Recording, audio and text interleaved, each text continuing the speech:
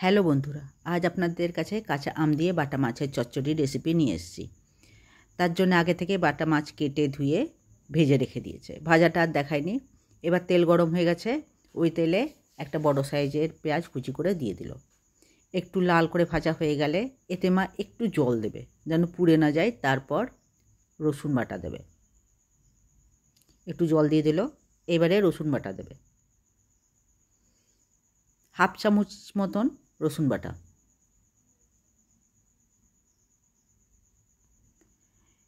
এটা একটু নেড়ে চেড়ে একটু ভেজে নেবে।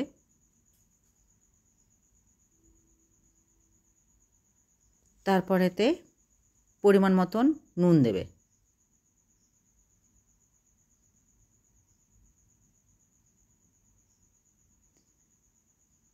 এবার এতে হলুদ দেবে ছোট চামচের 2 চামচ, আর ধনে জিরে গোলমরিচ গুঁড়ো দেবে 1.5 চামচ, ছোট চামচের 1.5 চামচ।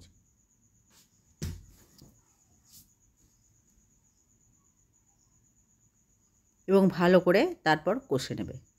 1 চামচ দিল আর একটু দেবে।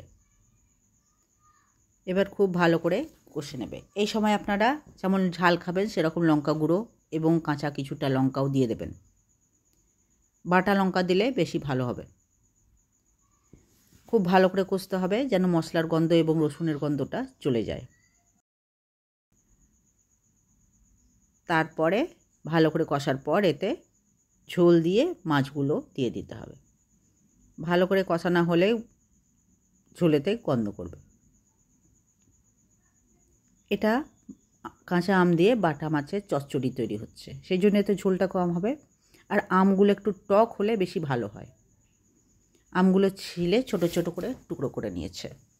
কষা হয়ে গেছে, এবার জল দিয়ে মাছ এবং আমগুলো দিয়ে দেবে। তারপর 5-7 মিনিটের জন্য সেদ্ধ করতে দেবে। এই চচ্চড়িটা যে কোনো মাছ দিয়েই হয়, শুধু বাটা মাছ দিয়ে না। এবার মা জল দিয়ে দিল এবং আমগুলোও দিয়ে দেবে, মাছ আর আম। আপনারা এই তরকারিটা রান্না করে খেয়ে দেখবেন। আপনাদের যদি আমার রেসিপি ভালো লাগে তাহলে লাইক শেয়ার সাবস্ক্রাইব করে দেবেন। এবং আপনি যদি নতুন দেখছেন তাহলে লাইক শেয়ার সাবস্ক্রাইবের সাথে সাথে পাশে থাকা বেলটাও টিপে দেবেন। তাহলে আমি নতুন কোনো রেসিপি দিলে খুব সহজেই আপনার কাছে পৌঁছে যাবে। আর এবার মা ঢাকনা দিয়ে ঢেকে দেবে আমগুলো দিয়ে। এইভাবে রান্না করে খেয়ে দেখে আমায় কমেন্ট করে জানাবেন যে রেসিপিটা কেমন হলো। এটা চচ্চড়ি, এটা ঝোল না, ঝোলটা খুব কম হবে। 7 মিনিটের জন্যে সেদ্ধ হতে দেবে। 7 মিনিট পর ঢাকা খুলে দেখছে এখনও কিছুটা রস আছে। সেদ্ধ তো হয়ে গেছে, মাছ তো ভাজা ছিল, কিন্তু আর একটু জলটা শুকাতে হবে। তারপর মা নামিয়ে দেবে। এখনও জলটা অনেকটা আছে। আপনারা এইভাবে করে খেয়ে আমাকে কমেন্ট করে জানাবেন যে চচ্চড়িটা কেমন হলো। আপনারা একটা কাতলা মাছ দিয়ে বা রুই মাছ দিয়ে বা মৃগেল মাছ দিয়ে, যে কোনো মাছ দিয়ে এই চচ্চড়িটা করে খেয়ে দেখবেন, দারুণ লাগে খেতে।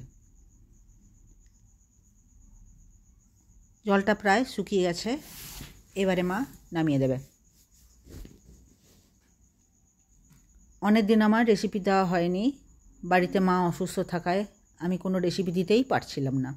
এবার রোজ রোজ দিতে পারবো না, মাঝে মাঝেই দেবো। এই দেখুন চচ্চড়িটা নামিয়ে দিয়েছে। ভিডিও দেখার জন্যে অনেক অনেক ধন্যবাদ।